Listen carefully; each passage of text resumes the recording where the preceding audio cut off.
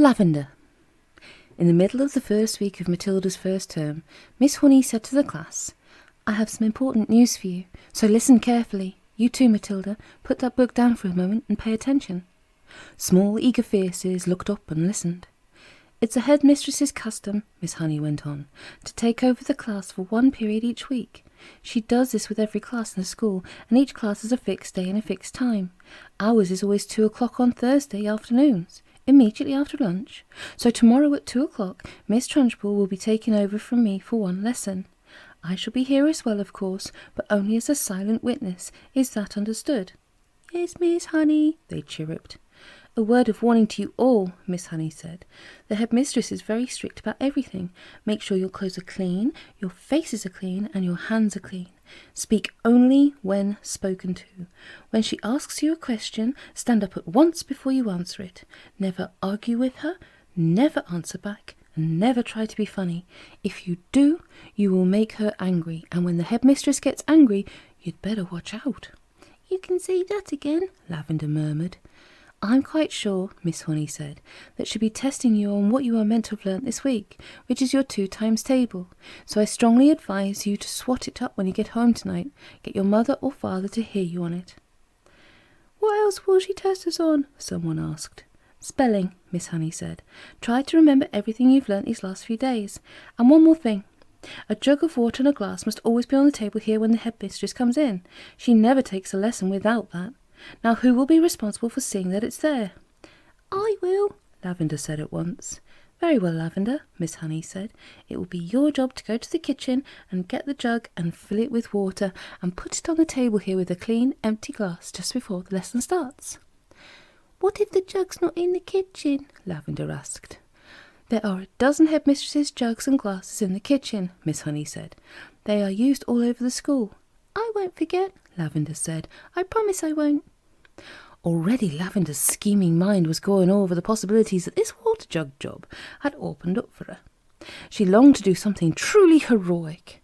She admired the older girl Hortensia to distraction for the daring deeds she had performed in the school. She also admired Matilda, who had sworn her to secrecy about the parrot job she had brought off at home, and also the great hair oil switch which had bleached her father's hair. It was her turn now to become a heroine, if only she could come up with a brilliant plot. On the way home from school that afternoon, she began to mull over the various possibilities, and when at last the germ of a brilliant idea hit her, she began to expand on it and lay her plans with the same kind of care the Duke of Wellington had done before the Battle of Waterloo.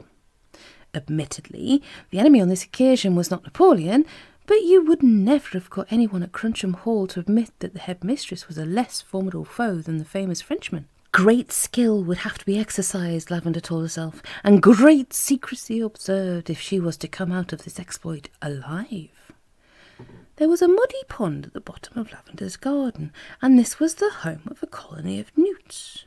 The newt, although fairly common in English ponds, is not often seen by ordinary people because it is a shy and murky creature. It's an incredibly ugly, gruesome-looking animal, rather like a baby crocodile, but with a shorter head. It's quite harmless, but doesn't look it. It's about 6 inches long and very slimy, with greenish-grey skin on top of an orange-coloured belly underneath. It is, in fact, an amphibian, which can live in or out of water. That evening, Lavender went to the bottom of the garden, determined to catch a newt. They are swiftly moving animals and not easy to get hold of. She lay on the bank for a long time, waiting patiently until she spotted a whopper. Then, using her school hat as a net, she swooped and caught it. She had lined her pencil box with pondweed, ready to receive the creature, but she discovered it was not easy to get the newt out of the hat and into the pencil box. It wriggled and squirmed like quicksilver, and apart from that, the box was only just long enough to take it. When she did get it in at last, she had to be careful not to trap its tail in the lid when she slid it closed. A boy next door called Rupert Entwistle had told her that if you chopped off a newt's tail, the tail stayed alive and grew into another newt 10 times bigger than the first one. It could be the size of an alligator. Lavender didn't quite believe that, but she was not prepared to risk it happening. Eventually, she managed to slide the lid of the pencil box right home, and the newt was hers. Then, on second thoughts, she opened the lid just the tiniest fraction so that the creature could breathe. The next day she carried her secret weapon to school in her satchel. She was tingling with excitement. She was longing to tell Matilda about her plan of battle. In fact, she wanted to tell the whole class, but she finally decided to tell nobody.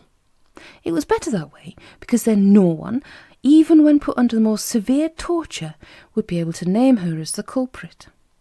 Lunchtime came. Today it was sausages and baked beans, Lavender's favourite, but she couldn't eat it. "Are you feeling all right, Lavender?" Miss Honey asked from the head of the table. "I had such a huge breakfast," Lavender said. "I really couldn't eat a thing." Immediately after lunch, she dashed off to the kitchen and found one of the Trunchbull's famous jugs. It was a large, bulging thing made of blue glazed pottery. Lavender filled it half full of water and carried it together with a glass into the classroom and set it on the teacher's table. The classroom was still empty. Quick as a flash, Lavender got a pencil box from her satchel and slid open the lid just a tiny bit. The newt was laying quite still. With great care, she held the box over the neck of the jug and pulled the lid fully open and tipped the newt in. There was a plop as it landed in the water, then it thrashed around wildly for a few seconds before settling down.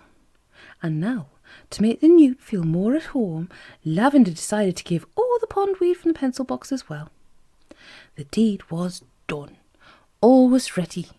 Lavender put her pencils back into the rather damp pencil box and returned it to its correct place on her desk. Then she went out and joined the others in the playground until it was time for the lesson to begin.